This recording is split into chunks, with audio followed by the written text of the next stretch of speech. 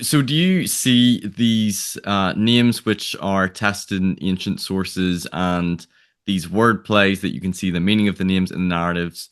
Do you see this as constituting like good evidence or plausible evidence supporting that the Book of Mormon is, in fact, I, I translation of do ancient see texts? what I do see the Book of Mormon on Onomasticon as good evidence of its antiquity. Mormonism with the Murph, where Larry Singh explores church history and the church's truth claims. Hello, everyone. Welcome back to my channel, Mormonism with the Murph, where Larry Singh explores the church's history and the church's truth claims. And I'm very excited for today's interview. I have joining me Matt Bowen, and we're going to be discussing ancient names and wordplays in the Book of Mormon. Matt, thanks for joining me today. You're welcome, Stephen. Thank you for having me. Yeah, all the way from Hawaii. So aloha. And Aloha. you've gotten up very early for this interview. It's 8 o'clock your time, 7 my time. So it's quite a big time difference. But I've heard so much about your work, and you're not featured too much on many podcasts that I've listened to, but I've read some articles and things. I'm still waiting on your book to come through, Ancient Names in the Book of Mormon, which I will link in the description as well. But I'm excited to have you on to dive into ancient names and wordplays and etymologies of some of these words in the Book of Mormon because it's a fascinating topic. Thank you. I agree. Awesome. Well, we'll do a quick little bio for any listeners who don't know who you are. And if you want to elaborate or clarify or share anything else about your academic or scholarly background, go ahead. But I got this from Interpreter. Matthew L. Bowen was raised in Orem, Utah, and graduated from Brigham Young University. He holds a PhD in biblical studies from the Catholic University of America in Washington, D.C., and is currently an associate professor in religious education at Brigham Young University, Hawaii. He is also the author of Name as Keyword, collected essays on onomastic wordplay and the temple in Mormon scripture, and ancient names in the Book of Mormon towards a deeper understanding of a witness of Christ. Is there anything else you want to share about your background, your bio, and specifically what got you interested in doing all this research and work on ancient names and wordplay in the Book of Mormon? Absolutely. I should note I did recently get a promotion to full professor, so I'm pretty Oh, excited about apologies for that. that. No, they just nobody's updated it on their sites or anything.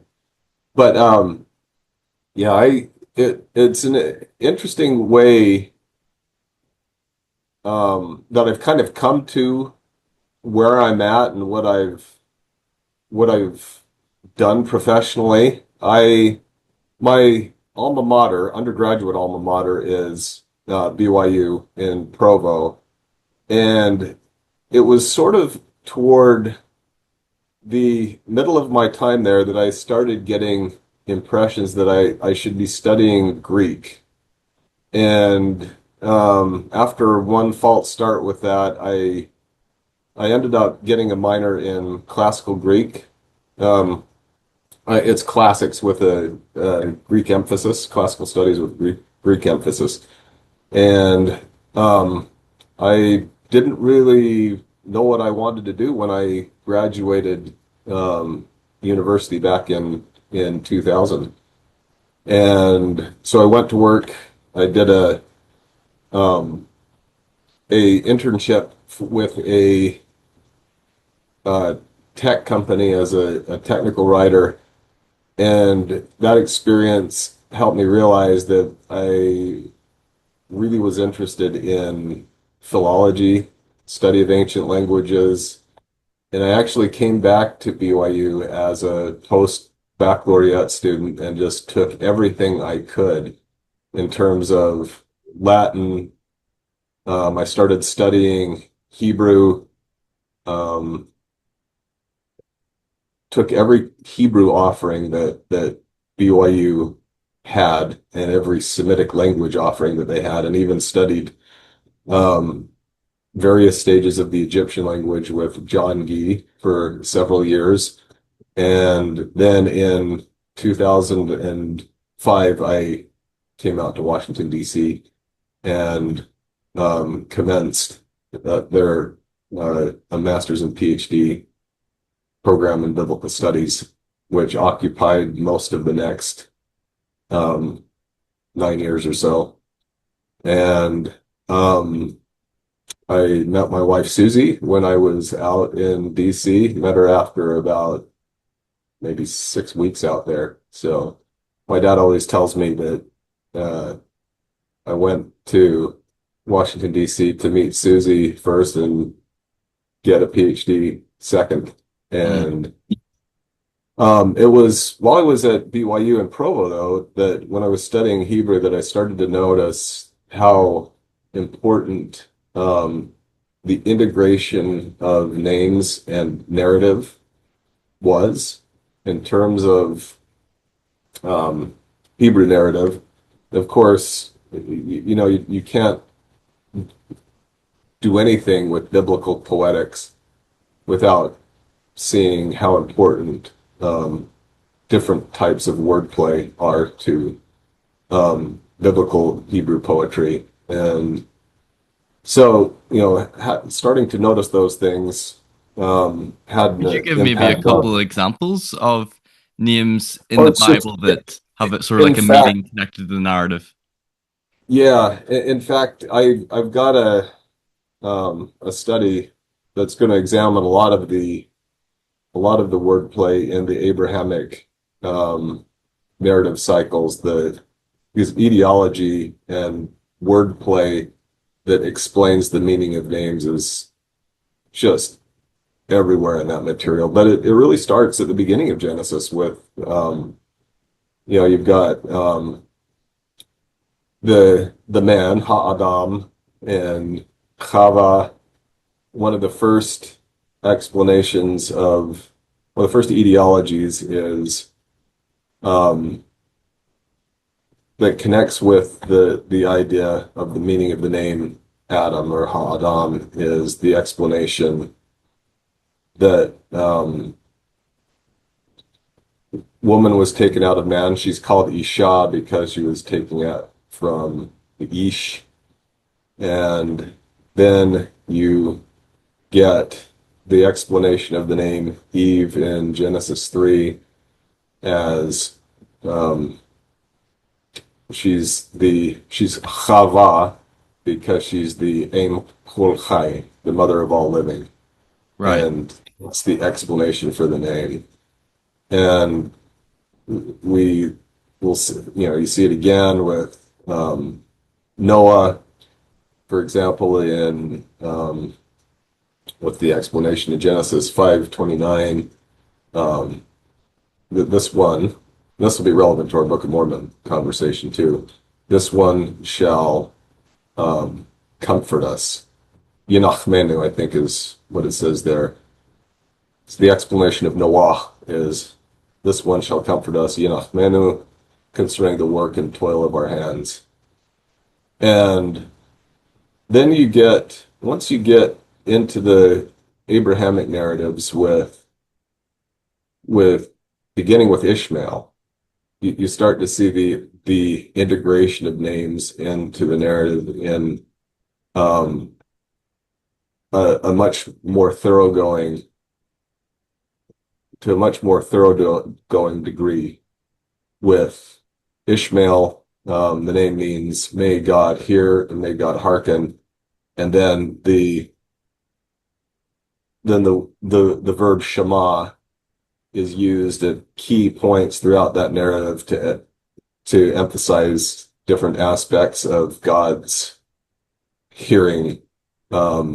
Hagar, um, and then used in ironic ways with Abraham hearkening to his wife or hearing his wife, um, in taking Hagar as a wife of lesser status and then getting a son by her, and then um, it just you'll see this when the Abraham paper I've got coming out. It's a long one.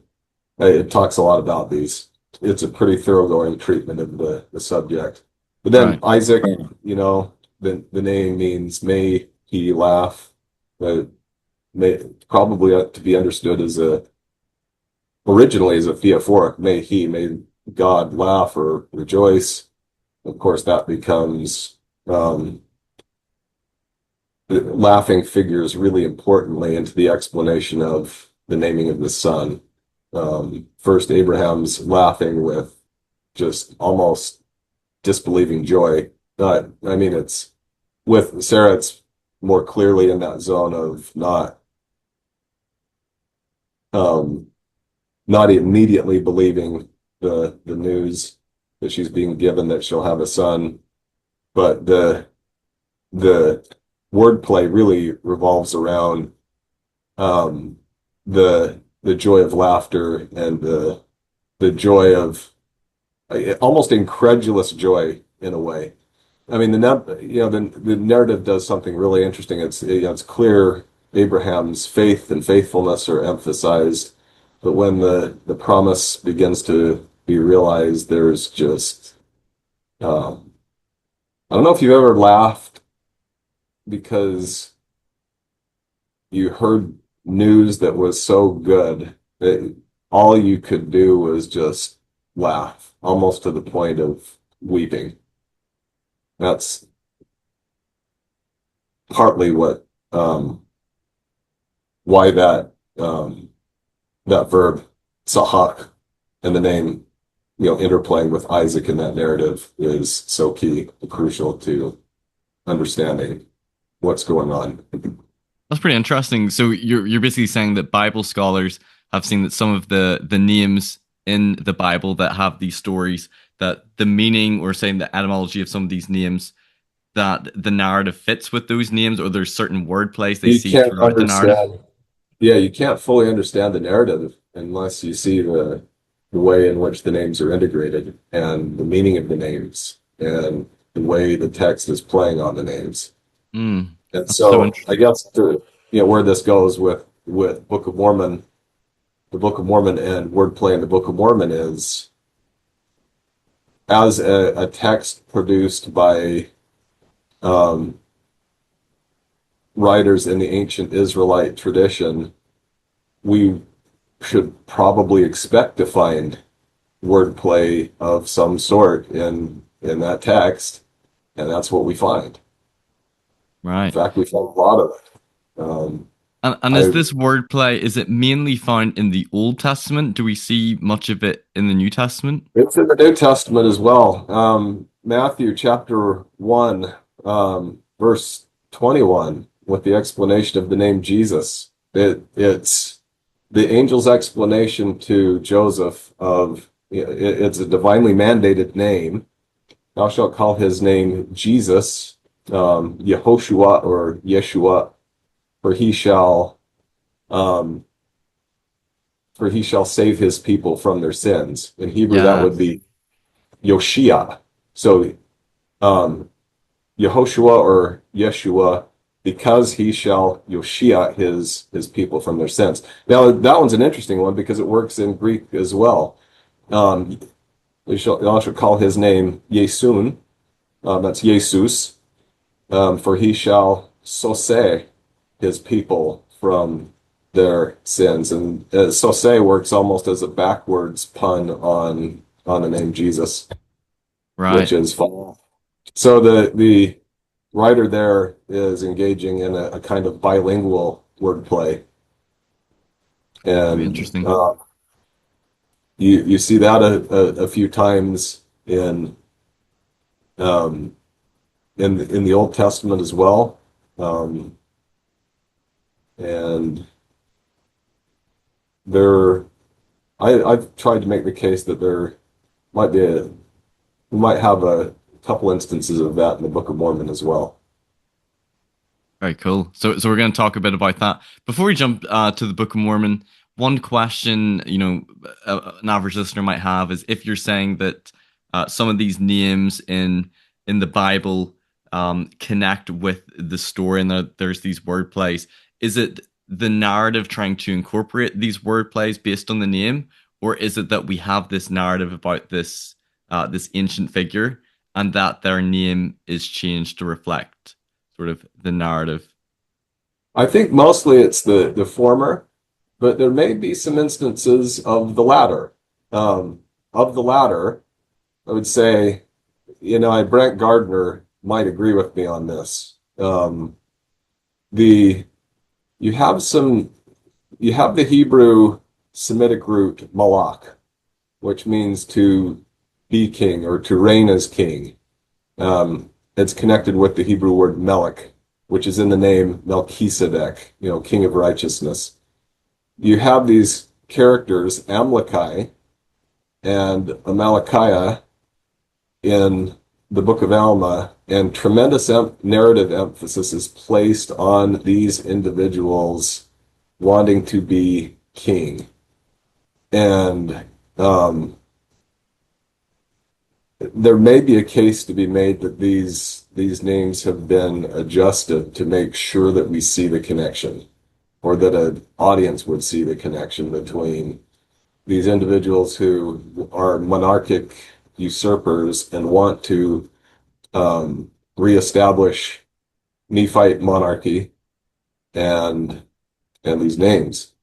And they're interestingly juxtaposed in the narrative of the Book of Alma with um, Alma's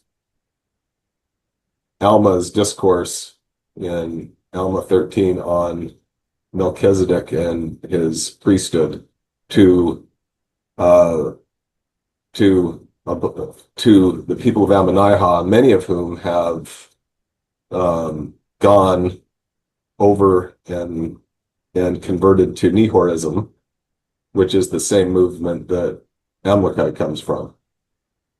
And then later, Amalekiah, it's pretty clear that they want us to see the connection between the monarchism of Amalekite and the monarchism of Amalekiah and their attempts to try to reestablish that. And understanding the Semitic Hebrew root malak, that's a mem, a lamed, a kaf, or MLK, that I think that helps us better understand the narrative emphases in the Book of Alma, and the juxtaposition with Melchizedek, because he's presented as not only a Christological type, but also the model of a priest king that is the model for people like Alma, his son Helaman and Moroni and others, versus what these other guys have been doing in trying to use the Lamanites as political pawns to achieve their Okay. monarchic aspirations. Okay. So maybe just to start off, there's about what 330 something proper names in the Book of Mormon. I wrote 337. That would include both names of characters, but also probably locations. And the stat is that about 187, 188 are unique to the Book of Mormon, as in not coming from the Bible. So either the Book of Mormon has 188 unique names, or if you believe Joseph Smith is the author, he's inventing 188 names which weren't in the Bible. Possibly could have gotten from other sources, or is this just coming from his imagination? And the Book of Mormon names, I think, are interesting because these aren't. It's not like an English translation, but these would be transliterations. So they would allow for linguistic analysis to explore for connections, or can you find a similar name in the ancient world? And we're hoping to discuss both some of the names that the meaning is found in the narrative, but ancient Hebrew names, ancient Egyptian names, even some Jaredite names as well, and some of the word plays as well. Would you want to maybe give, to start, maybe a couple more examples of names that have a meaning with the story? Because I think this is probably some of your work that you've done that a lot of my listeners wouldn't be familiar with. So you already sort of give an example of one, but maybe a couple more that the name has a meaning with the story, maybe some word plays as well. a couple of ones I think we wanted to talk about were most Utah Latter-day Saints or North American Latter-day Saints will say Jershon, but probably it should be said Yershon, Mm. which it's not a biblical name, but it's clear when you apply um, the principles of analyzing um, Hebrew names, Hebrew onomastics. It, it, it, it's you don't have to massage it at all. It's easily um, the the word Yorash in the Hebrew with the appellative ending on, which would make it place of inheritance. And then in Alma 27, there's this land, Yershon, which is given to the converts of Ammon and his brothers, the Lamanite converts. They're given this land to settle in named Yershon, and tremendous emphasis and repeated emphasis is made on the fact that they're giving them this land as a land of their inheritance. Yes. And there's some Abrahamic covenant um, echoes of that are in this, but it's really clear. That's one of the first ones that and primary ones that scholars and including myself have identified as um, manifesting this. Um, you know, it was a prime opportunity to weave the name with its meaning into the narrative, and you have this done again. It's this research this emphasis resurfaces again when you have the movement of people, Lamanites, out of Yershon. Um, or sorry, not no, that comes later. In Alma 35, you have the Zoramite reconverts coming back, and the Lamanites give them inheritance lands for inheritance in Yershon. And I think it surfaces one more time in Alma 43. So, with it resurfacing, not just surfacing in Alma 27, but then resurfacing in Alma 35 and Alma 43, it doesn't seem very accidental at all. It's cool. There was another one that it doesn't take any um, I mean, no, you don't have to stretch it or massage it at all. It comes out really easy as a Hebrew name. Zerat, seed, Chemla, compassion.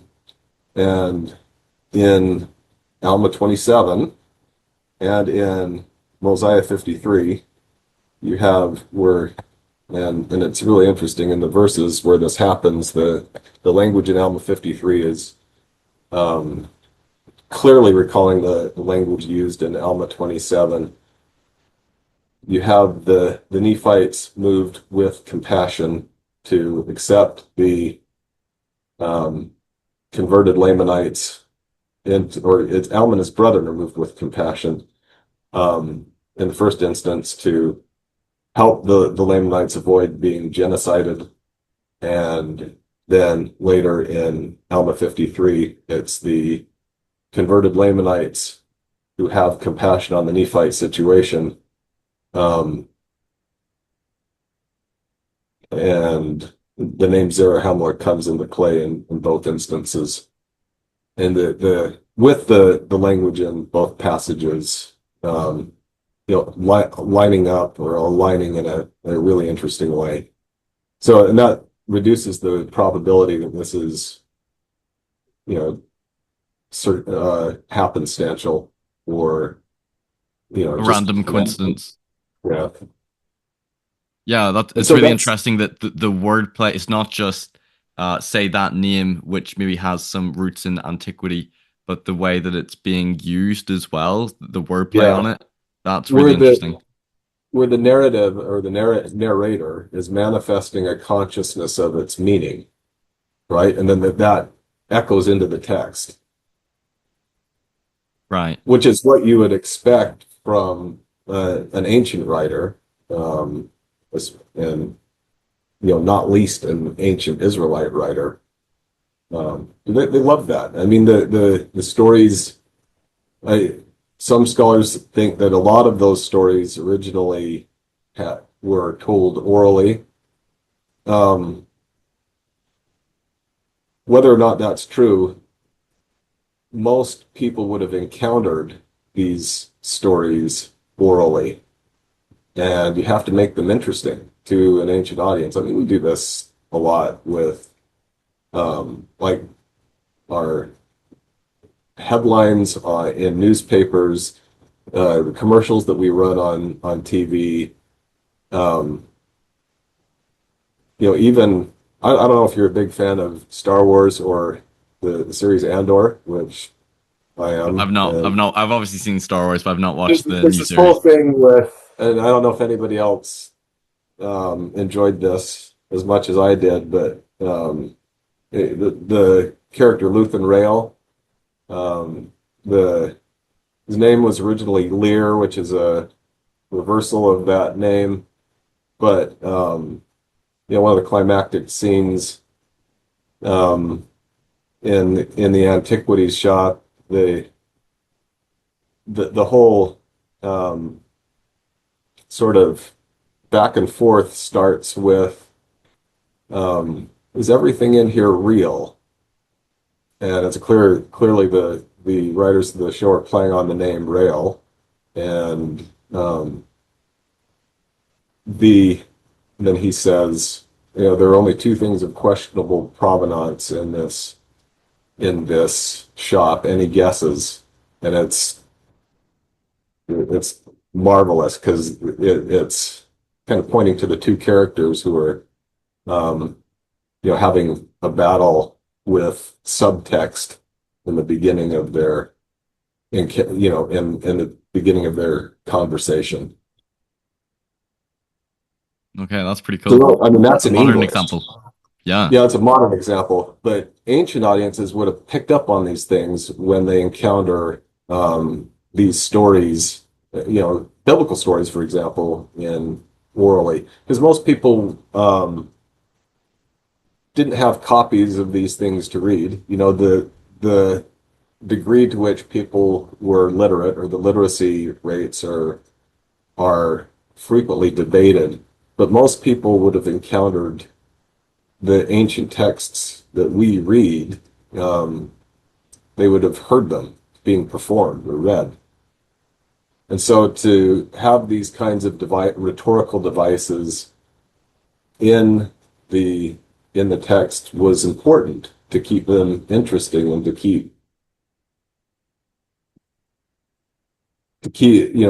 hold the listener's interest. Mm. And I guess like a modern example, there's a child at the school I work at. Obviously, I won't say his full name, but he has a last name called Drink Water. And there's times where I maybe like in conversation, or say if I were to write a story, you could make almost like little puns about, uh, you know, make sure you drink water, or he's a thirsty boy, or you could make Yeah, sort of like these little puns or word plays based upon the name. And you're saying that's maybe like similar to what's going on in these ancient texts, the way that they're doing these word plays based off these names. they would have found it irresistible. I Yeah. mean, that's the point. That's why in um, Mosiah 11, when you have King Noah, the name Noah means rest, and it's connected, as we mentioned earlier, with comfort. Um, you have King Noah and his priests depicted as um, they're supported in their laziness by Hmm. the taxes that he puts on the people, and then Mormon relates that they cause the people to labor exceedingly to support iniquity, which is the opposite of rest, right? The biblical Noah had been named that because he offered comfort from the concerning the toil and labor of his predecessors' hands. And then in and that and that is in Mosiah 11:6, where it says he labored exceeding the people labored exceedingly to support iniquity. And then in verse 11 of that chapter, it says that he built a breastwork for the priests that they might rest, and that's the word that's used, rest their bodies and arms upon while speaking lying and vain words to the people. So it's taking a name that had really positive associations in ancient Israel with King or with the patriarch Noah, and then turning it on its head with this king, the son of Zeniff, who um, makes his people labor to support um, his extravagant lifestyle, and even it's King Noah and his giving rest to his priests while they um, create work for everybody else, Mm. which is, I mean, that's clearly what's going on in Mosiah chapter 11. And it doesn't make sense, though, unless you understand what the Hebrew meaning of the word Noah is in terms of rest and um, and the biblical history of that name. By the way, they were both winemakers, right? King Noah Hmm. um, gets a um, pretty good winemaking industry going among his people. And the first scriptural account that we have of winemaking is in Genesis 9, I believe. That's interesting. And the Book of Mormon authors like Nephi at the beginning talks about that he's writing the record in the language of the Egyptians, but also the learning of the Jews, which would have been Hebrew. So it seems like there might be this combination of Hebrew and Egyptian language Yeah, for words as and well. we won't know the combination until we see until we get I know John Thompson's done some investigation into this recently, suggesting maybe the small plates um, and the plates of Mormon were written with different scripts, but but either way, I mean, it's like there are plenty of Hebrew wordplays that show up in the Greek New Testament, like, because the writers understand both. Right. They have In that knowledge of Genesis, Hebrew. yep, and in Genesis, Gary Rensburg's pointed this out. There are Egyptian puns um, that really suggest that the writer is familiar with Egyptian as well. Right. That's interesting. So, do you know off the top of your head, because you've obviously done a lot of work into ancient names and ancient sort of like etymologies and word plays, of the 188 unique names in the Book of Mormon, do you know roughly off the top of your head how many you have found that have connections to I ancient names in probably should have antiquity? counted. I probably should have done a count on this. I don't know the answer to that question. I think I've done, um, I found, I don't know, I would probably say at least wordplay involving, if I had to, I haven't done a count, but I would say probably at least 40 names. I would Okay. say, or at least in that ballpark. Okay. So maybe around a quarter or so. Okay. Something like that. Yeah, but and we might see more if like you mentioned, Jaredite names. A lot of those names, we just don't know what they mean. And I know Robert F. Smith's done a lot of work, and he would suggest that there are Semitic roots for a lot of those Jaredite names. In fact, in the Jaredite Onomasticon, there are a fair number of names that are uh, Hebrew or even Egyptian. But are we dealing with a Nephitization of those Jaredite names, or no? It's hard to know exactly what we're dealing with. So I think Paul Hoskisson has wisely suggested that really, with Jaredite names, our the work that we do on those has to be a lot more considered a lot more speculative until we know more about what that language was. Right. And barring further um,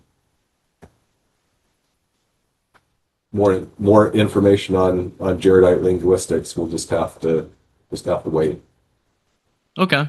Well, I thought what could be fun is maybe I could run through a list of either Hebrew or Egyptian names that certain apologists have pointed to as being attested in the ancient world, even maybe some Jaredite names, and maybe you could just touch a little bit on it. If it is an ancient name, maybe talk about some of the roots and if there's any wordplay. So I thought maybe we could start with some ancient Hebrew names. Some of the classic ones pointed to are names like Sariah or Alma being an attested ancient male name. Anything you want to comment on either of those two? Sariah, I haven't found a direct wordplay there, although the name Sariah means Yahweh is Prince. Sari, then Yahoo is probably how it was written.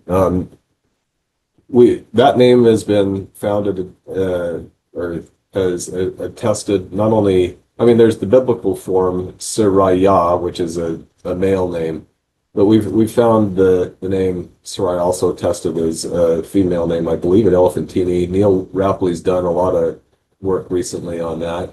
Right. Uh, there's a point in the narrative that early on in First Nephi where it talks about Laban.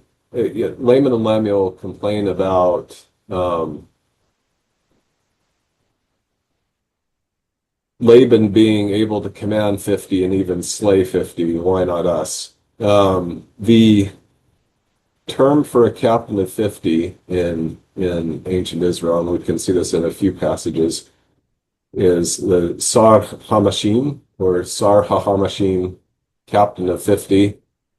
I guess you could make an argument that when, first Nephi 5, when we get Nephi giving us Sariah's, not only her worries and complaints about Lehi sending her sons back to Jerusalem.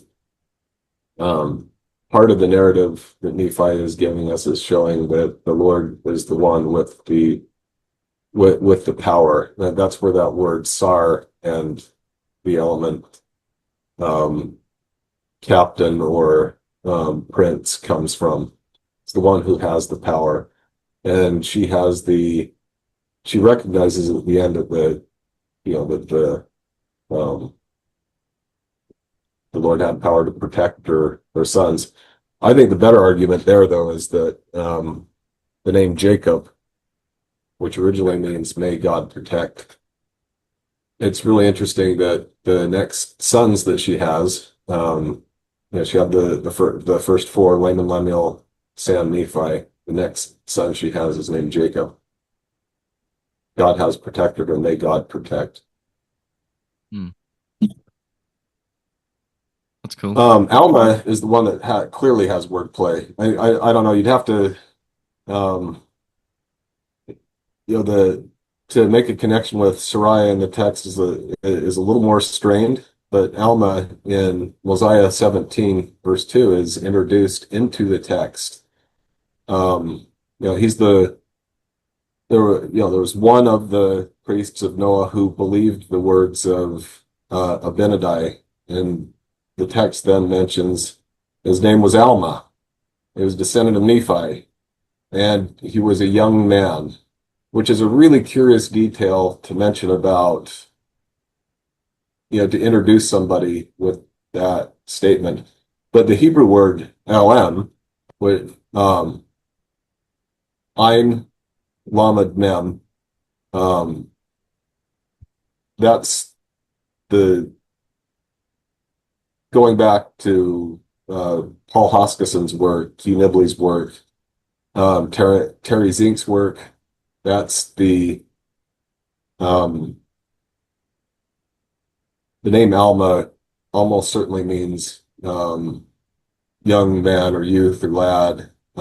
There's a theophoric aleph on the end of that name, which would suggest the meaning God's young man, and that's the term Olamil is a God's young man is a term that or a phrase that shows up in the Ugaritic um, texts from Ugarit. The But to have the name introduced for the first time in the Book of Mormon text, as it is in Mosiah 17 too, Alma, and he was a young man. I think that's a pretty clear reference to the origin and etymology of the name that we're being given. That may be, I've argued elsewhere that it's probably Mormon in doing its abridgment, pulling that from autobiographical work that from Alma's own record, Alma the Elder's own record. And if that's true, that would fit a pattern of autobiographical self-introductions that use that kind of wordplay to begin with Nephi. I Nephi having been born of goodly parents, and with a knowledge of the goodness and mysteries of God, that would bring in the Egyptian word Neph or Nephi, which loses the third third literal R in Nefer, weakens to an E sound later on. That sounds quite similar to Nephi. Yeah. So, and at every stage of the Egyptian language, Nefer means good, beautiful, fair, fine, of good quality. That's what the word goodly means. I get kind of just sort of a pet peeve here. Every once in a while, we'll get the argument resurfaces that goodly in First Nephi 1:1 means wealthy. That's not what it means. Goodly means of good quality or fine quality. It doesn't necessarily imply anything about wealth per se. And it's pretty clear that Joseph Smith understood. I mean, even in describing later on, a few years later, he uses Book of Mormon language to describe his own upbringing by goodly parents. And he's Right. looking at right out of They weren't First wealthy. Nephi. So yeah, he's not understanding. Yeah, they weren't wealthy, and he's not understanding the word that way. But so that's in the first verse of the Book of Mormon, and I make the argument that Enos is doing something, and we can talk maybe more about that a little bit later. Yeah. With Enos, Enos knowing my father that he was a just man, and the name Enos means man. Later on, and this is probably, oh no, this is in Mosiah chapter 9, verse 1, Xenoph's 2-chapter account of his life and reign. He starts off by describing himself as I, Xenoph, having a knowledge of the land of Nephi and the language of the Nephites, and then talks about in that same verse the Lamanites. But when I saw that which was good among them, I was desirous that they should not be destroyed. I've argued that he's modeling his biographical self-introduction on that of Nephi. We backtrack into the small plates, Omni, or Omni, is he states that he fought much with the sword to preserve his people. But he says, I of myself am a wicked man. And Right, I my remember that. argument is that not that he is necessarily is, um, this is something John Tanner has said, we shouldn't just assume that the self-confessed are necessarily that wicked, but he doesn't feel worthy of the legacy of Nephi, who's his goodly, born of goodly parents, and whose name embodies good. He probably doesn't feel worthy of his ancestor Enos, and who describes his father as a just man. Um, so I would see that self-introduction of Omni, whose name would mean something like Jehovah is my, or it could mean something like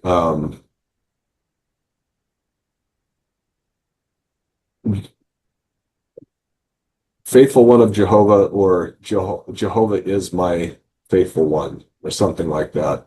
Omni. Omni, yeah, from the root Aleph Mem Nun, which is the source of our word Amen, right, or Amen. It's the term for surety, security, reliability. And I mean, the guy is reliably a defender of his people. He's just not as religiously um, faithful as he thinks he should be. So he describes himself as a wicked man, and I think that echoes the the narrative self-introductions of Nephi and Enos. That's pretty cool. It's quite cool that wordplay, especially for Nephi. Um, Laman, is that has that been attested as an ancient name? Is there any wordplay on the Yes, word there Laman? is. And in fact, I've pointed out it's attested at Ugarit. It's been found in some other places as well. But the way that they play on layman is interesting, and it's actually um, reflects the what we sometimes see in the Bible and in other places as an example of dysphemizing wordplay, or a pejorative treatment of a name with wordplay. Every kid who's had their on the playground school who's had their name trashed has experience with this, with their name, dirty puns being made out of their name and that kind of thing. But one of the things I realized, this was when I was still at BYU studying Hebrew, is that there is a there's a repeated connection made within the Book of Mormon text with layman and unbelief, and layman's descendants and unbelief. Right, dwindling, Um, I believe.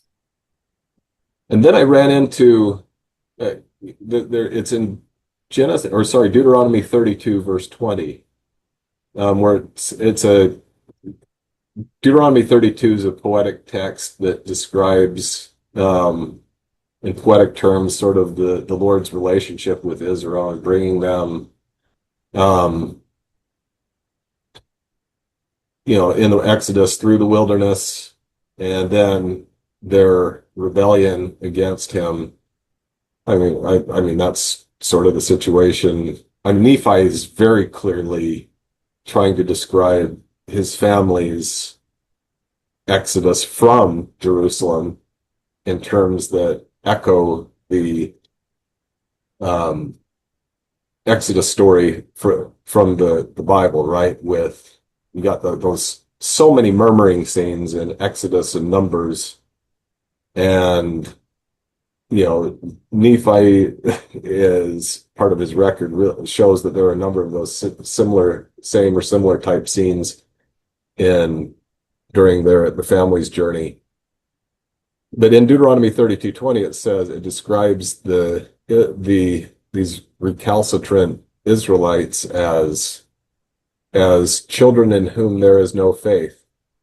Banim lo emun bam. And the term lo emun would be, I mean, if you were to find a term in, or a phrase or expression in Hebrew to describe unbelief, um, lo emun would be as good a candidate as you could possibly find, because it has the word lo, which means no or not. It's a negative or a negator, and then emun, which is from that root aman, or aleph mem noon, where we get amen. So not faithful. So Do you a see lot the of name of the Laman perhaps like deriving from possibly not those roots? deriving from, but these types of word plays are as important as etymologically correct ones, right? It's the sound effect type word plays. As in it They're, sounds they're, similar. yeah, they're as important as the other type, because they can reveal something of the um, sort of the rhetoric that surrounds. There are examples of this type of pejorative wordplay in the Bible. One example I can think of off the top of my head is um, Nabal in First Samuel 25.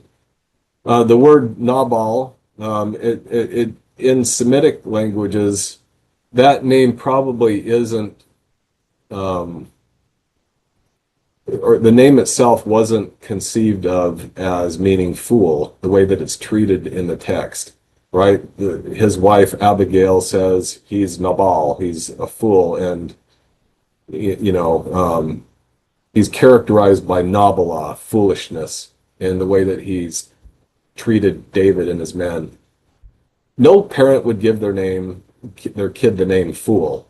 If you do a little digging within Semitic, you find some better candidates for what that name originally meant. Something like maybe light or flame or something.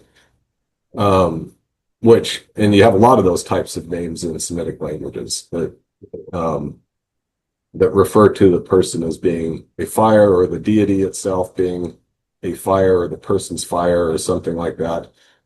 But in First Samuel 25, Nabal is clearly being treated as meaning fool, and someone who's characterized by foolishness.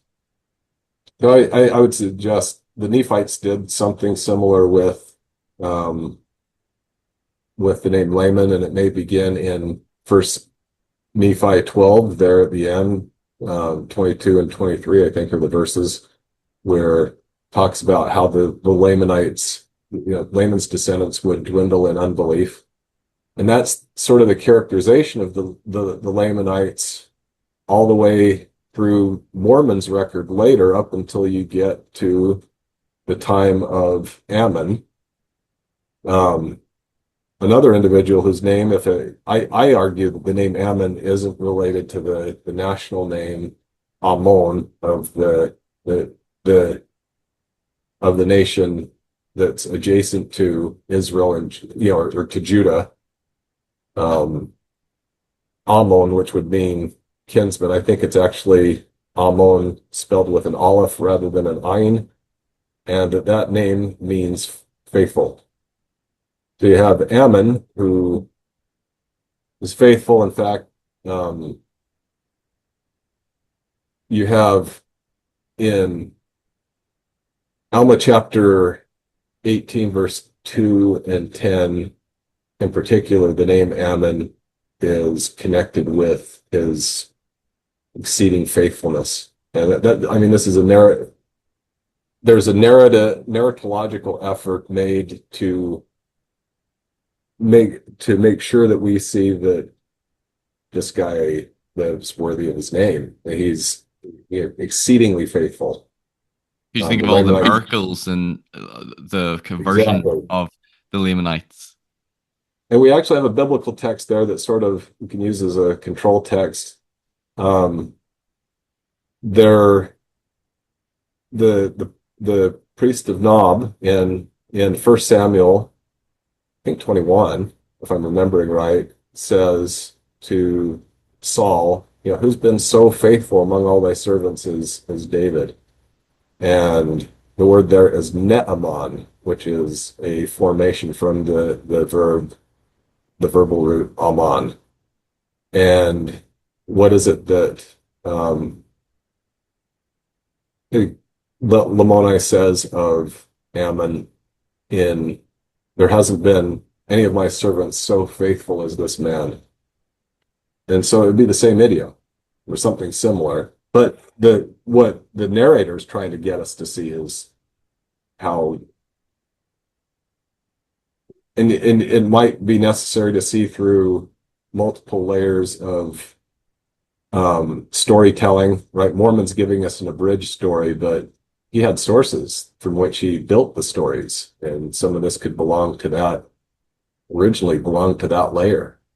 So Mormons, where his audience is one that doesn't even exist yet at the time he's writing his abridgment.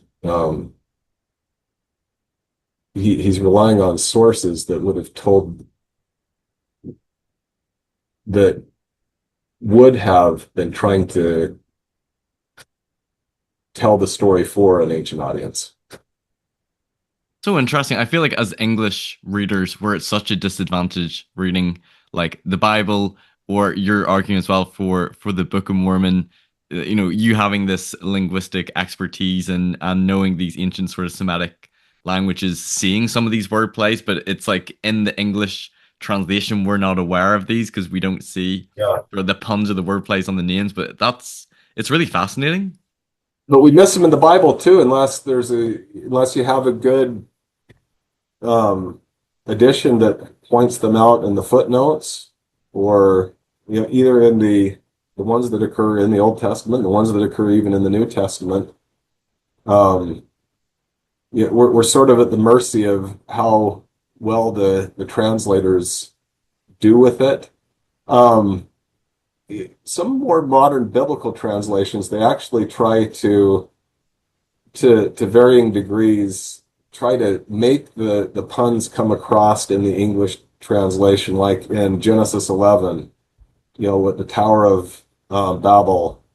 For the Lord made a Babel of the languages, right? Right. So you'll get the translators in some cases they're just aching to try to help Help us see it as help well. the reader see it, but it's hard to do. Um, One example from Isaiah 7, Victor Ludlow, I'm trying to remember exactly how he put this. Um, this is the story of the parable of the vineyard there. He looked for it to bring forth mishpat, that's justice, but behold, mispah, which would roughly translate to injustice or something like that. He looked for righteousness, sadaka, but behold, sa'aka. He looked for righteousness, but behold, riotousness or something like that. So it's hard to bring across in translation. But if you're willing to just dig a little bit and look beneath the surface using the tools that we have of philology, linguistics, and I with some of the examples that I've suggested as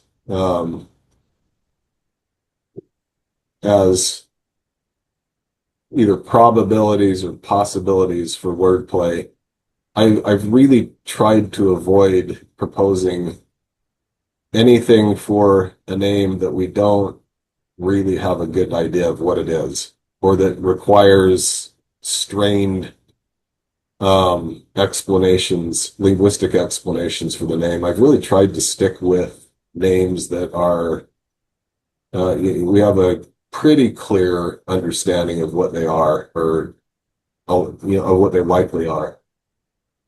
Right, because I think one question I was going to ask that a skeptic or critic might say is how much of this sort of linguistics and looking for word plays, ancient roots of these words, how much is this us just trying to stretch to find connections. Yeah, that's why I've tried to avoid. I mean, because you could play that game all day, especially with names that where we really don't know what they mean, and there aren't likely explanations, and or they're very tortuous explanations for what the name means, and then you could some people would be tempted to try to pull almost anything. So I've really tried to avoid that. I've tried to use control texts, biblical control texts where they're available. Um, I think that's one of the reasons the Enos example I think is really interesting to me. Um, because in after his, you know, I Enos saying, I Enos knowing my father that he was a just man in the first verse, modeling on after Nephi's introduction. Then he says, I will tell you of the wrestle which I had before God before I received a remission of my sins. And that verse right there in verse 2 of Enos is him alluding to the story in Genesis 32 of Jacob's wrestle with a man, um, an ish in the Hebrew text, which is a close synonym of Enosh. Enosh is a poetic term for man, and then ish, but they both share a common plural, which is anashim. In the end, Jacob is told that the explanation for his being named Israel is that he had power or had struggled with God or gods, and Anashim, plural for man or Enos, and had prevailed. There's a lot more going on there too. The wrestle before God, Lifnei Elohim, which would literally mean to the face of God. To wrestle before God in Hebrew, that idiom means you do that Lifnei Elohim or Lifnei Adonai. That's in his presence or literally to his face. And in the Genesis 32 story, the events there at the Jabbok River, which nicely intertwines with the name Jacob, Yabok and Yaakov, and the term wrestle, which is Yeavek, all that sets up the naming of this place, Peniel, which means the face of God, or Penuel. And so you've got Enos making not only a reference to the name of his father, Jacob, Yaakov, but to his ancestor, Jacob, Yaakov, Vayeyavek, and to wrestle the man with him. And Enos's name means man. And there's just a ton of cool things going on there. References, allusions to biblical names of persons, but also biblical place names. Enos is referring to Peniel there. And I have another article in which he's, even when he says, when he went to hunt beasts in the forest, that he's making an allusion to the country in the Edomite territory, in the forested area of, it used to be forested, of Seir, which is so closely connected with Esau. So Enos is doing a lot of really cool things in making use of the Genesis 32 narrative, including the wordplay in the narrative. The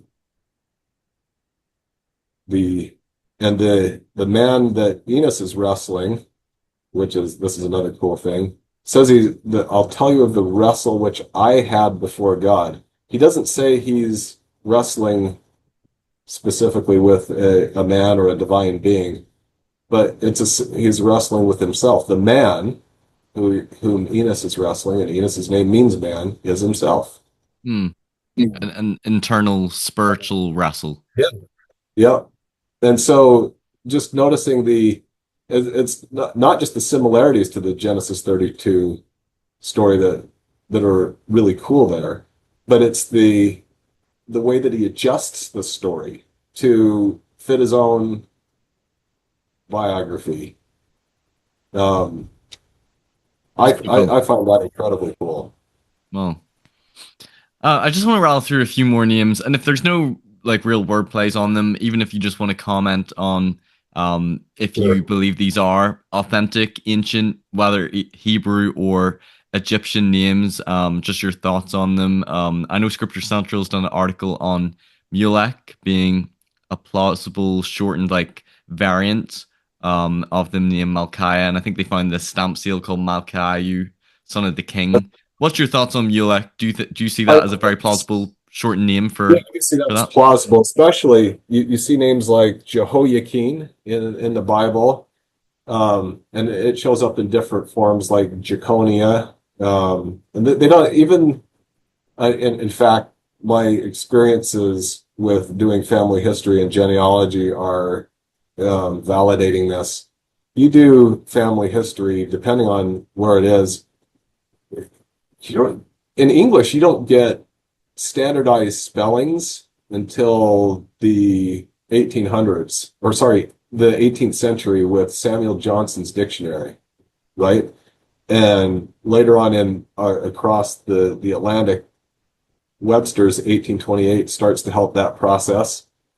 We take for granted that we always spell our names the same. Um, Now, we all, I think most of us do anyway, but they were all over the map sometimes with, um, in some cases with spelling. Jehoiakim and Jeconia in the Bible, they're the same person, or Coniah is another spelling of the name. And so they're abbreviating different ways, and that might be what's going on with the name Mulek. And Skousen points out that it's not Mulek, Mulek originally. It's in the original Book of Mormon text, it's spelled, or the text in the original manuscript, I think it was Muloch, Mulok. Hmm, that's interesting. But same root, it would be an MLK name like we were talking about earlier. Hmm, Remember us talking about Amalekai and Malachiah and Melchizedek. Those are all Melech names. Those right. are um, um, those are so common, so incredibly common in terms of ancient Near Eastern names. That's interesting. Um, what's your thoughts on, Nahom is often presented as, one of the strongest archaeological evidences for the Book of Mormon. And as they're traveling, through the wilderness, many scholars believe in along sort of like the frankincense trail, they come to a place which was called Nahom. They find the altars with, NHM, um, dating roughly to the right time. Do you see a wordplay in there? Because it talked about the daughters of Ishmael sort of mourning over the death of Some people Ishmael. see more of I that's one I've avoided writing on because the real issue there is the middle radical, the middle letter. Is it Nahum with a Kate, or is it Nahum as it's attested in the altar inscription, NHM? You have to make more of a case for sound play, a play on sounds, if you're going to suggest that there's intentional wordplay with the mourning Is that word exceeding. Niham that means to mourn? It can the the term neha or naham means to sigh. The term naham, from which the on the altar inscriptions over there, means to work in stone. In the South, in the old South Arabic language. Mm. So it's possible to have a wordplay there, but you'd have to make the argument that it's a play on sounds, and they did those. I mean, they're the idea that there is a name that's Nahum with the softer H, more like the H we use, versus Nahum. The possibility for sound play is still there. They did that, but it wouldn't be a wordplay that was trying to give an explanation for the meaning of the name. But it would maybe explain why, remember in the Book of Mormon text, it's not explained as a name that they gave the place, Hmm. that it was the place which was called. This already had a pre-existing, it was already known by this name. And that fits the data of the archaeology, like you mentioned. But I certainly see it as a possibility, but I've Not a been super content to obvious let or other, compelling one. yeah. So I've been content to let other people make the arguments for that one because I Mm. think there are other ones that are to me more interesting. Maybe Um, stronger. Maybe you're tentative yeah, I on mean, that one. well, either um, the our understanding of the etymology is um, stronger, and um, the understanding of the meaning of the name reflected in the text lines up with that more. I've, Hmm. so I wouldn't discount that at all. In fact, I think it's very possible that there's a wordplay going on. That one's one that has captured my interest less, I would say. Okay. What are your thoughts on these authentic ancient Egyptian names attested like Pahanchi, Pacumeni, Pahoran? They're quite unique names. They almost sound like, totally made Yeah. up to me. And I find it quite interesting learning about that years ago that these are attested ancient names. What's your thoughts on those? Yeah, so these are the Pahoran and Paanchi are the ones that really caught William Albright's attention. Because you have Nibley made a big deal of the of Paanchi. The Paanchi is it doesn't require a strained explanation at all. It just means the living one.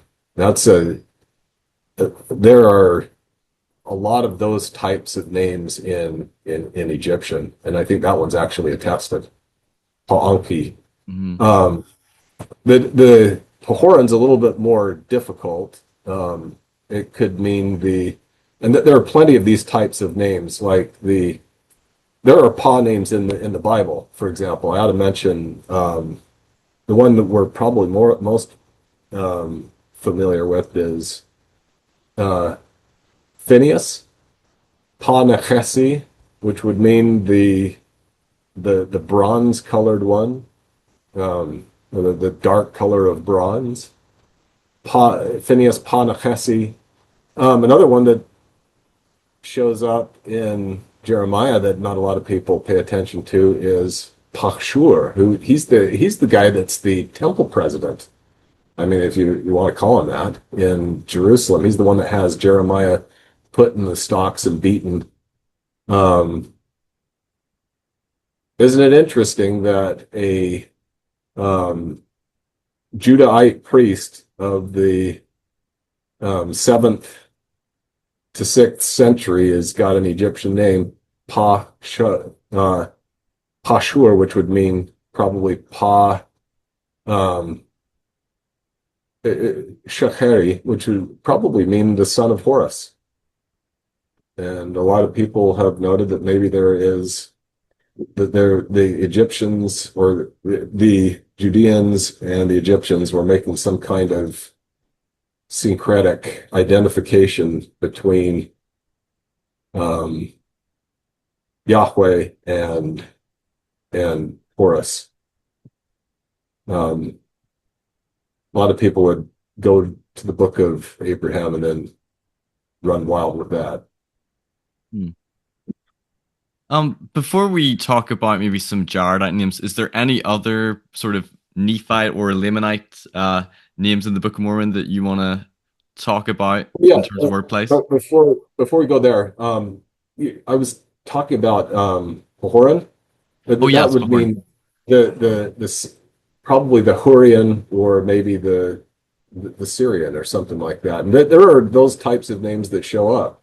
Pacumeni is a little bit more difficult because um, uh, Kumen could be a Jaredite name, but the way that it's used, the evidence suggests that maybe it's even a divine name. Is that the Jaredite name for who the Nephites would identify as Jehovah? I don't know, but it is interesting, and the way that the element shows up.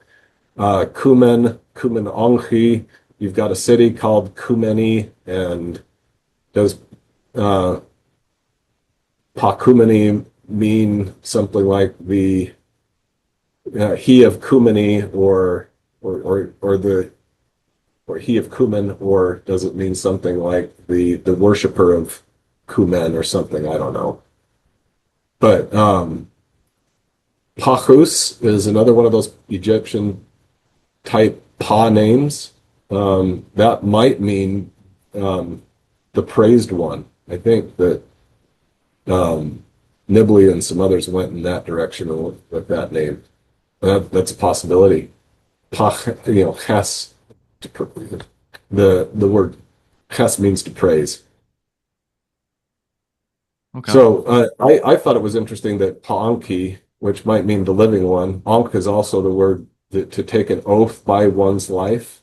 And that's sort of where you get the introduction of secret combinations in the Book of Mormon, where people are swearing by their lives, by their throats. And the Egyptians would refer to that as an Ankh oath. The Ankh's an Egyptian word that most people know. They just don't know they know it.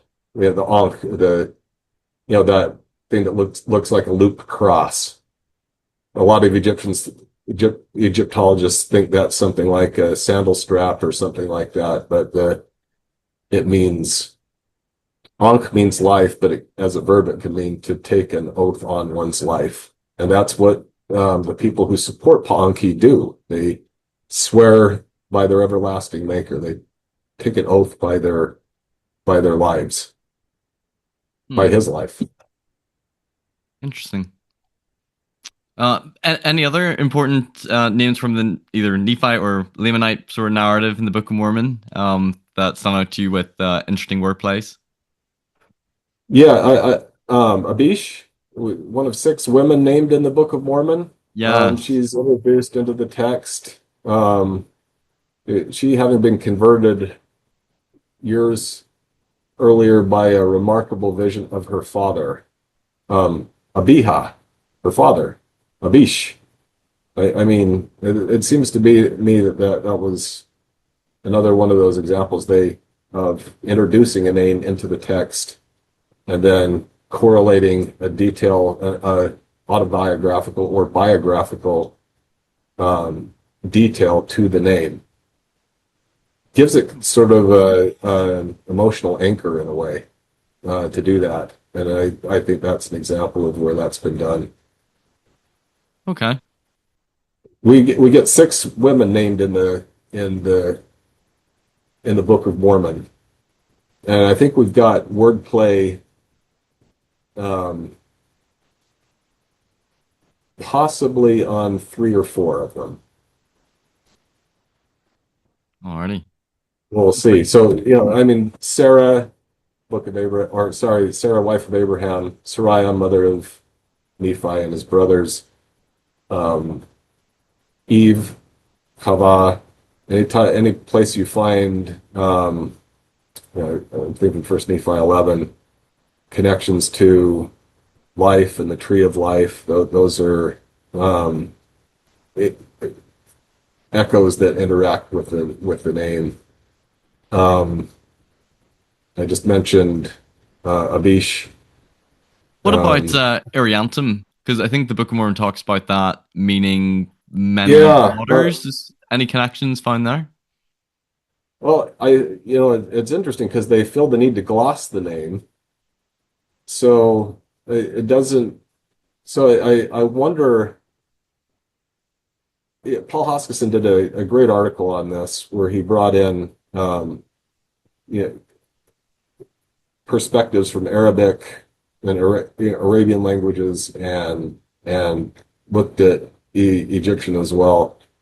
Um, the verb rui, the verbal root, he pointed out might have something to do with that. There doesn't seem to be any direct wordplay on it, per se, but the explanation for it, I think Hoskisson's is as cogent an explanation as we have right now. But again, that's one of the ones, I wouldn't feel comfortable positing wordplay on it because I'm not sure we've got it locked down what it means. Hmm. Okay, fair enough. Um, in the Jaredite record, one ancient name that I found was actually quite interesting is the name Kish.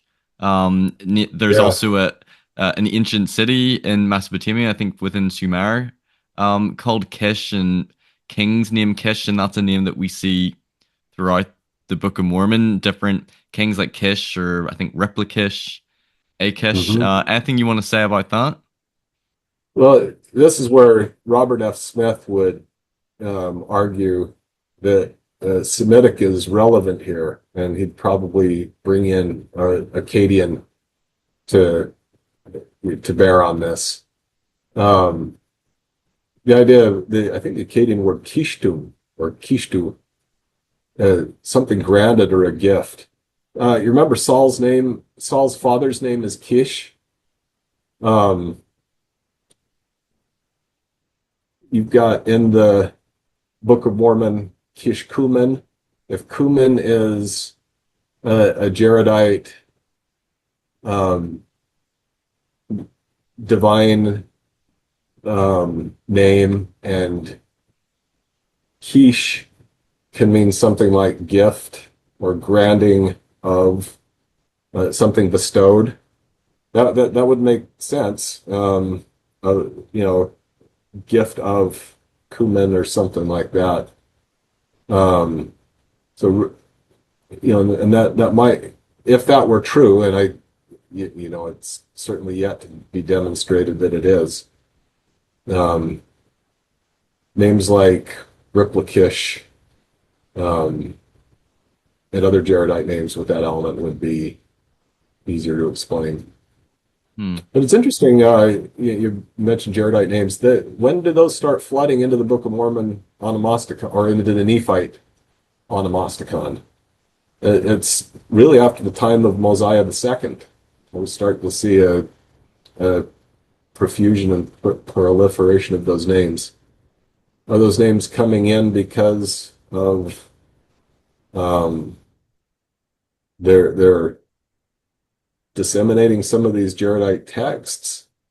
My argument would be that we sort of get the idea that every single Jaredite is wiped off the face of the earth in that war at the end of the Book of Ether. But um,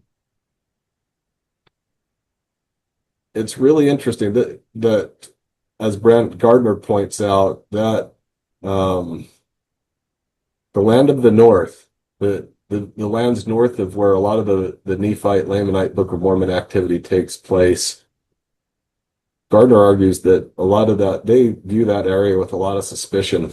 And there's a lot of sort of Jaredite influence that comes in out of that area.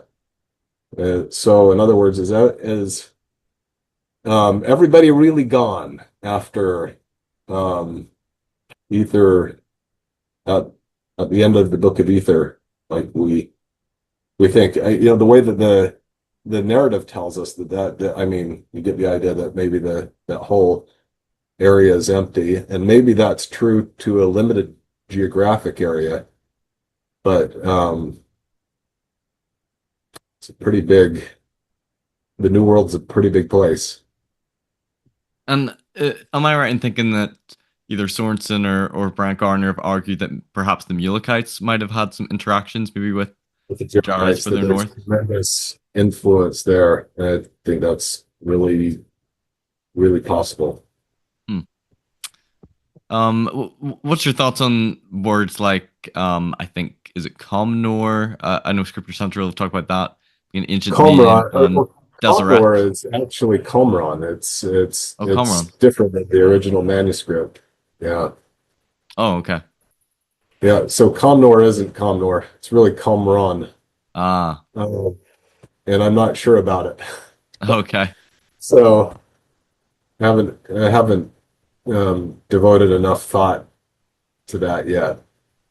And I know whenever I've had Jerry on, we've been doing a few episodes addressing anachronisms, and he talked about Deseret, and because I think the interpretation is honeybee. Have you done any work on that? I haven't done much work on that. You know, you Nibley certainly made um, a big deal about what he thought was an Egyptian connection to that, and I think let's say Ronan Head, and I don't know if you know who he is. He said if we were to look to beekeeping, look to ancient beekeeping, we ought to look to Egypt Hmm. on that. So that would, possibly strengthen the connection Nibley made to Desheret in Egyptian. Um, for myself, I don't know. I keep, because the Hebrew word for honeybee is Deborah. It's the name Deborah. That's the Um, name of my wife. so I mean, that's what her name means is honeybee. That's gonna So be your new you know, nickname. yeah. Um, and I think the Greek equivalent of that is Melissa. Um, but Deborah, I've been trying to think, could there be a connection between, because you got the initial D, you've got the final literal, because the last letter is a grammatical termination or a suffix. Or like Deborah would it be originally like Deborah, it would have ended in a T. And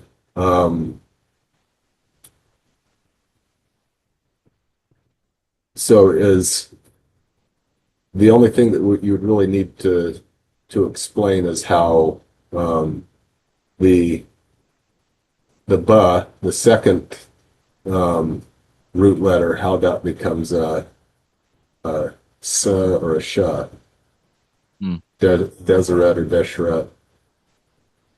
Okay. Um, But yeah, I mean that I don't know enough about ancient beekeeping to speak intelligently to this topic, but the Egyptians certainly, I mean, it's on their crown, right? The the the whole the bee's really important there. Um, Margaret Barker would argue um, that there were a lot more. There were connections to the honeybee or to the queen bee in ancient Israelite religion than we've yet recognized as well. But I'm not qualified to speak to that. right. Very interesting. I guess sort of one last question before I get to maybe final wrap up questions is I've heard apologists talk about that we don't see any names in the Book of Mormon beginning with F or Q or W, and is there any significance to that? Well, Q is um, I think is a red herring because sometimes Q is transliterated with a K or a C. Sometimes it's just, but W, it's that might be a bigger deal because in as Hebrew developed out of older Semitic, a lot of the initial vav words became yeah words. So the vav becomes a yod.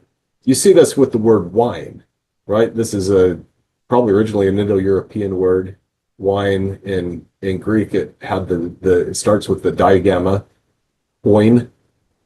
Um, the digamma is usually represented as something looking like an F, but it's not that.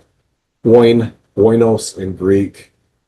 That gets borrowed into Semitic probably also as wine or some form of that word. And but in Hebrew it becomes yain. That's how you say wine in Hebrew, yain, because the original vav becomes a ya. And so you don't see a lot of names that begin that. I'm trying to think of any Hebrew names that begin with a W per se. Okay. Um, Um, oh, go ahead. what's the other thing you said? The F. That's sort of a non because um, a lot of names are in Hebrew begin with a P. Sometimes those are under certain conditions are aspirated. Well, an F is just an aspirated P. So, do you see these names which are tested in ancient sources and these word plays that you can see the meaning of the names in the narratives? Do you see this as constituting like good evidence or plausible evidence supporting that the Book of Mormon is in fact I, I translation of do ancient see texts? I do see the Book of Mormon on Onomasticon as good evidence of its antiquity. I think that where the wordplay um, can um, be reasonably proposed and supported, I think that's also good evidence. We have to remember that names are artifacts. Um, names, this is true in doing family history too. I mean, names can point you in the direction of what certain family relationships are. Um, but names, we have to understand that unlike many names in English today, the these names typically were transparent to the people who used them. Well, I mean, we do have a few names um, like flower names like Rose, Lily, and Daisy that we can easily make a connection between the name itself and what it's pointing to. We have virtue names like patience, charity, faith, joy, that are transparent to us, right? Even though the origin of some of those names might be older, we know what they're pointing to in the language. In in ancient Israel with Hebrew names, they were clearly transparent to those who used them. I think that continued to be true among the Nephites. I think they knew it, the names of they knew what the Egyptian names that they used meant as well. Um, the so if they knew what they meant, um, I think this is the question I've been asking and will continue to ask. You know, if they knew what these names meant, how was that reflected in the literature that they produced? By the way, Stephen, Yeah. the name Stephen, Stephanos, Mm. is with Greek for the laurel wreath or the crown that was awarded after athletic events. Oh. Oh, see, that's why I'm such an athlete. So I wanted to ask a couple of questions because on my channel, I also want to try to steal on maybe the other side or to bring up, what a critic might say to like maybe attack an argument a little bit. And I think when it comes to like ancient names and particularly your work, I've not really read or heard much argumentation sort of trying to challenge or undermine it. But But one thing, like somebody might say, is, for example, when it comes to these ancient names, that there's limitations because there's no vowels in these ancient Semitic languages. So when we're comparing the names in the Book of Mormon to names in antiquity, it's just the matching of consonants. So we can't be completely sure this is a definitive match. It's all like possibilities or plausibilities. So it's not really strong evidence. What would you say to that? Well, the I would say we do have a pretty good idea of how they used, and some of it's evidence that we reconstruct from, like, say, the Greek um, writing of Hebrew names, or even the Greek writing of Egyptian names. That can point us in the direction of how things were originally pronounced and used. I don't buy that argument because there are ways of knowing or approximating how things were pronounced and used. Right, okay. So that's not necessarily a strong argument because scholars are working out, even though like these Semitic languages were written in consonants, you're working out what likely the sounds would have been between them. Yeah, I mean, we the more work you do with the languages and in the literatures, there's always evidence that points us back. Now, can we be 100% sure in every case? No, of course not. But we there's enough. For example, with the biblical writings, we have enough evidence compiled to give us a pretty good understanding of how names were pronounced and used. And the Book of Mormon, I mean, say we have back to Enos. Um, we have the name Enos. It would have been pronounced in Hebrew Enosh, but why does the Book of Mormon translation give it to us as Enos? Because it's the most easily recognized form of that name as we see it in the Bible, in the patriarchal narratives, for example. I mean, could the Lord or could the translation have given it to us as Enosh? Yeah, but and the name Jacob too. I mean, it could have been transliterated out as Yaakov, but we've been given it as Jacob in translation or transliteration, and that's fine. It works because it's the most commonly recognized form of the name.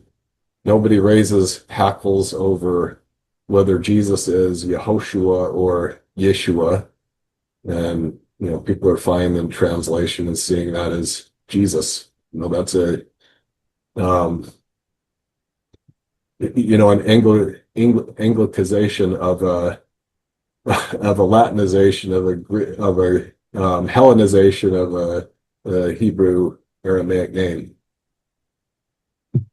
Right. We still know what you go back far enough, you still know what it is, what it means. Okay.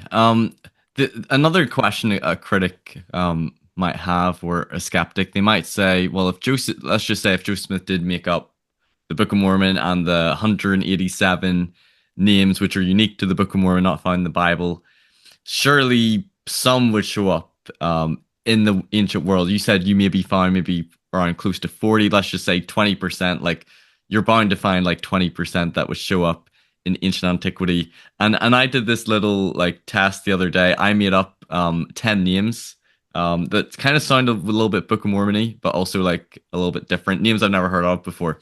So some of the names I came up with was one Jambadoa, which I couldn't find as an actual ancient name. Mechaliah, which I couldn't find. Perhalon, couldn't find.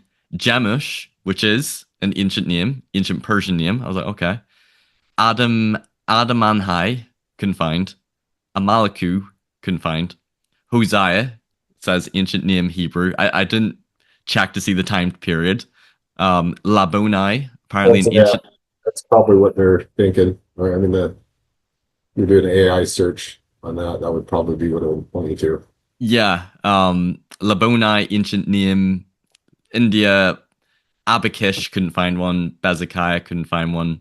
But anyway, I made up these 10 names, and three of them are like, say, plausible, like actual authentic names. So a skeptic might think, well, how impressive is it that we find, say 20 or 25%, whatever it be, of Book of Mormon names being like sort of authentic ancient names, if somebody was able to just make up 10 names and I found two or three which are ancient. Now, again, I'm not saying that there's any word plays on any of this. And again, they're coming from different places as well. But what if somebody would say, like, yeah, Drew Smith, he's bound to, if he's making up a bunch of names, some of them are probably going to be ancient, especially if he's trying to imitate biblical names and it's not really strong evidence. What would you say? Well, it'd need to, the a study like that would need to differentiate more because some of the Book of Mormon Onomasticon is does include a lot of biblical names, but then there are also the study would need to zero in more on the names that are appear to be Hebrew and but are not attested in the biblical corpus. Um, you look at a lot of those names, and they land firmly within Hebrew.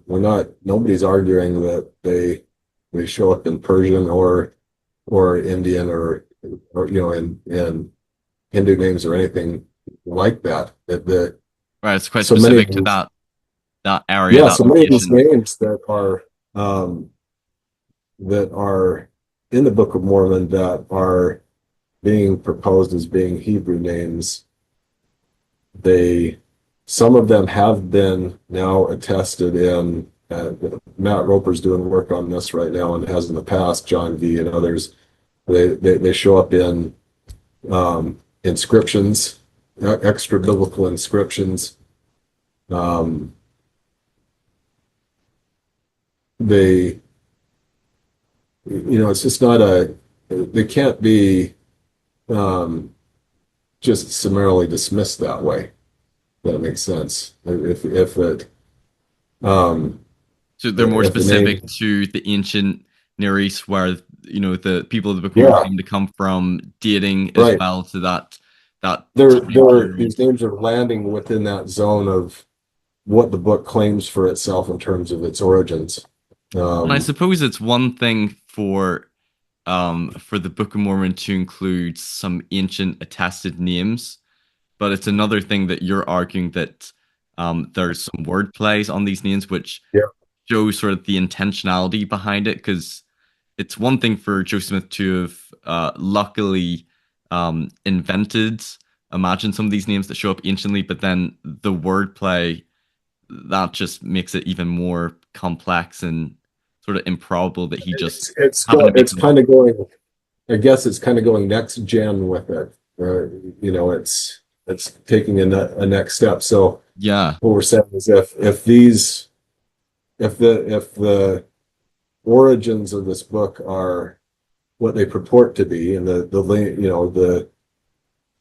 onomasticon largely fits it within this framework that the book's laid out for itself. You know, what then is going on in the narrative with the names? I think that's for me that as that's a question I have to ask. hmm. I I can't just say, oh, we got names, they're ancient. For me, as a student of the text, as a student of biblical texts and um, other ancient Near Eastern texts, I have to, um, the my impulse engine is driving me in the direction of looking at then what's going on with the names in the text. I, Right. And that probably for me, that, strengthens the probability that this is in fact ancient authentic names and not just some sort of coincidence if you're seeing these word plays in the text, seeing similarly yeah, to what's done in the biblical narratives and stories as well. Yeah. And it's more than just an apologetic. It's much for me. It's much more than just an apologetic question because I mean certainly this data is interesting and useful probably from an apologetic perspective, but for me, it's also it's a drive to understand the text Mm, on its own terms. If this is if the claims of the text are what they are, if those claims hold true for the text, then exploring the text in this way, what does it tell us about it? right. Has there been any other sort of critical engagement or pushback to either your books or your Uh, articles? Not as much. I think that most people stop if you just think the Book of Mormon is a modern production and you first you go with that assumption, and then number two, you don't have the linguistic tools Which to look at the most people don't if have you this linguistic expertise or understanding, because even a lot of what you're yeah, telling me it is just beyond my intellectual understanding as well. it would just be there'd be no point, right? I mean, at a point to if you've already decided out of the box that the Book of Mormon's a modern production, you're not going to feel much of a motivation or a drive to explore it as an ancient text. But then if you lack the tools, then that becomes even more prohibitive. So I'm kind of operating in a space that probably a lot of people first don't care to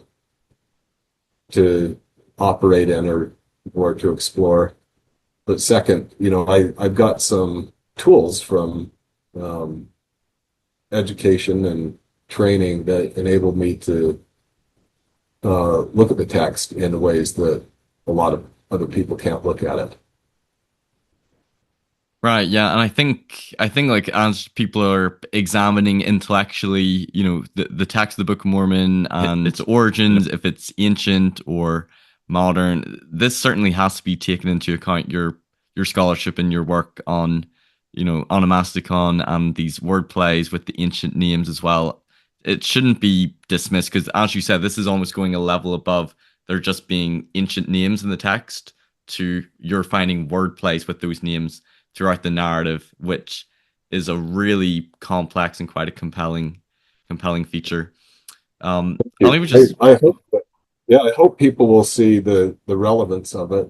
And if they don't, that's okay too. But some, like yourself and others who I engage with and who, some of either bought the books or read them or read the articles that they find it satisfying, and if it helps them um, think about the text in new ways that not only deepen their appreciation for the text, but also deepen their appreciation um, for those who produced it and of the Savior and Redeemer of whom they wrote and testified. I think that's the biggest thing for me. I mean, we talk about the Book of Mormon being a witness for Christ, and that Yahweh or Jehovah, this ancient God that covenanted with Abraham, um, and that we believe atoned and resurrected and completed the the redemption of the human family. If to me it's all the you have to see that big picture, or the rest is just trivia. right. And Yeah, this alone, I think these sorts of evidences or arguments can be really interesting intellectually. as well, but they certainly can't be the foundation for faith. Or it seems very unlikely that being like, oh, okay, there's a wordplay when it comes to Nephi or Enos. Be like, okay, that's I believe now because of that. That probably will not be the case, but it could be something to open someone's mind, or something for them to, if they're maybe struggling a bit in their faith, that can strengthen as well. But that's not what the Book of Mormon is really about. It leads someone like that just to say, is there more here? I'm Hmm. going to keep looking through this.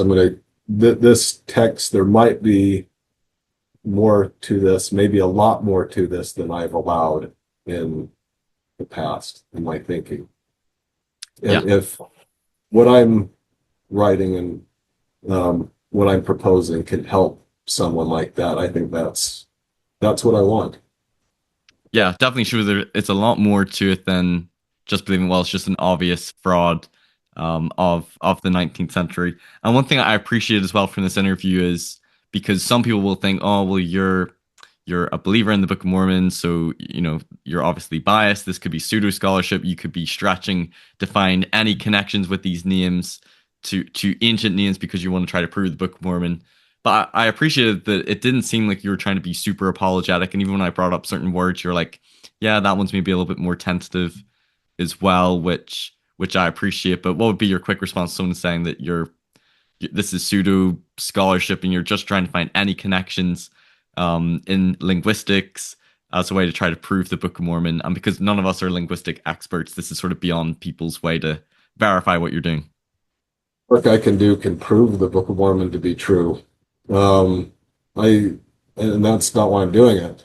I really, for me, it really is what I said, that I want to know more about this text, what it means. And if I approach it as, uh, approaching it, people can dismiss it as a modern text and then just leave it and be done with it.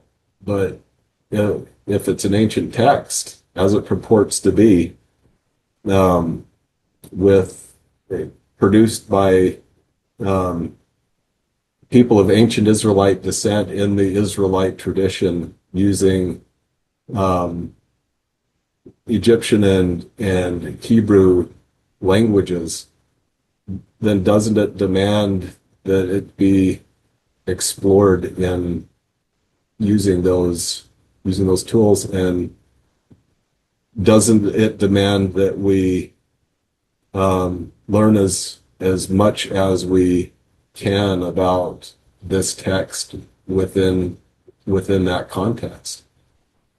I mean, for some people, the questions answered already, and they don't care or bother to look any further. But I'm here because I love the text.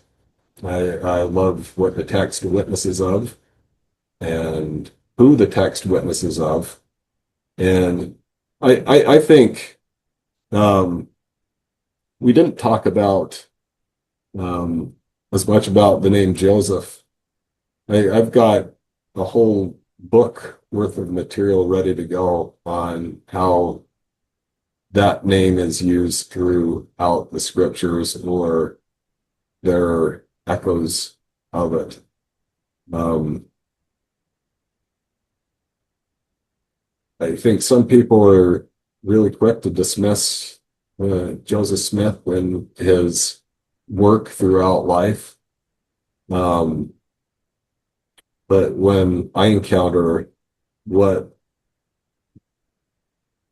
what was produced through him, including the translation of the Book of Mormon, but also other things, um, I'm it's much, much harder for me to walk away, just dismiss it.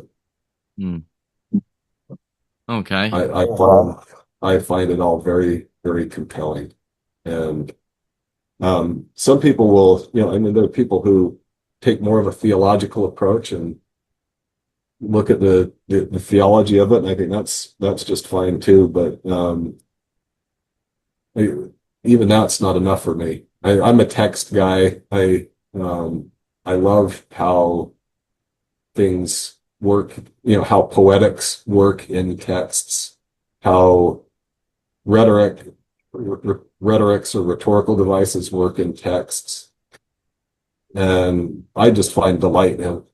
I find delight in those things. Yeah, Yeah. that's really cool. I guess final question. You kind of already talked about this, but why do you, intellectually but also spiritually believe the Book of Mormon is an ancient text, not a product of the 19th century or made up by Joseph Smith? And then, where would you recommend people to learn more about your work? Would be the second part. Um, First, for me, it's just a lifetime of study of the Book of Mormon, and maybe some autobiography would be helpful here.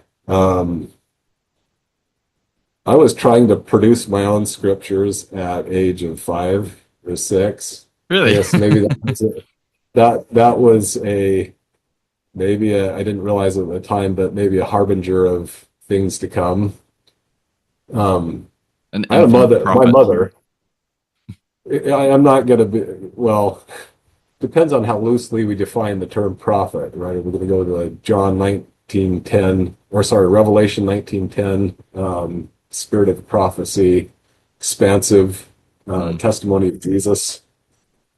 Um, maybe I can fit that broad definition, but my mother read the she and I read the Book of Mormon together twice around the time I was 8 years old and getting baptized.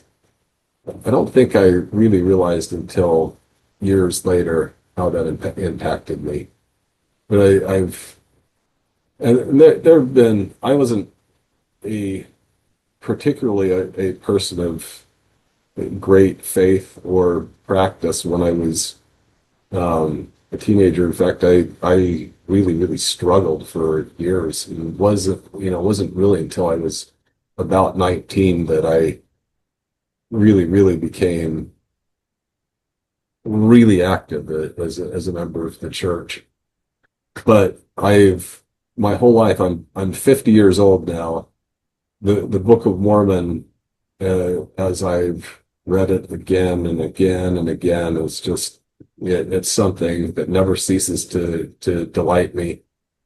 Um, it strikes me as a text that no single man could have, in terms of its narratology, the consistency of details across the book, geography, um, the linguistic features, um, the narrative features. It's just not something that someone who, like Joseph Smith, who lacked any real solid formal education, could have produced at the time in life when the Book of Mormon comes out. Um, but beyond that, I've felt the confirming witness of the Holy Ghost that this is a ancient and true witness of Jesus Christ and of who he is and of his gospel and the the expectations that he has um for us as the human family. I love its witness of who he is and what he did, the the redemption and salvation that he accomplished for the human family. And I think everybody has to experience it in their own way, but I think it would be a shame for anyone just to write it off, not at least try to experience it. Right.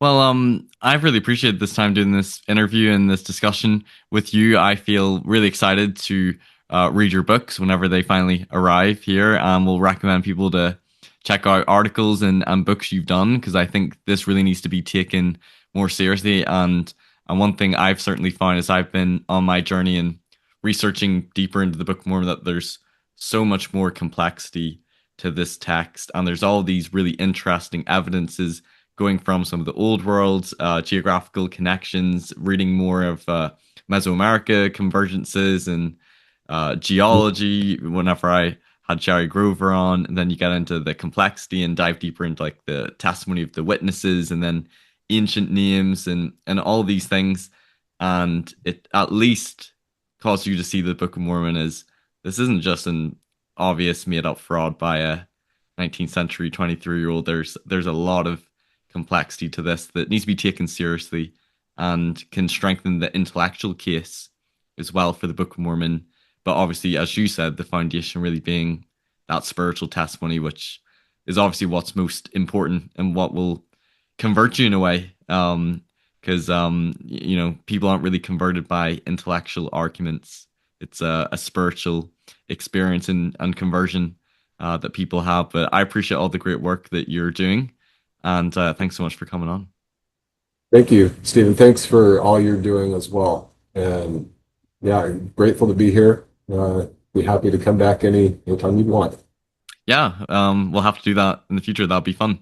Listeners who've been watching, if you enjoyed this, give it a like, check out the links in the description, comment as well, and share and subscribe as well so you don't miss out on future interviews with great scholars like Matt Bowen.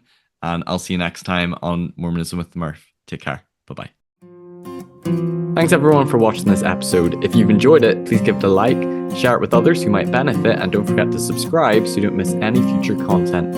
You can also listen to these episodes on podcast form on Anchor or Spotify, and you can follow me on Facebook, Instagram, and TikTok.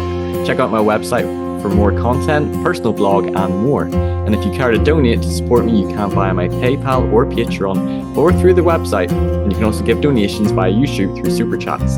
Thanks for watching Mormonism with the Murph. Take care. Bye-bye.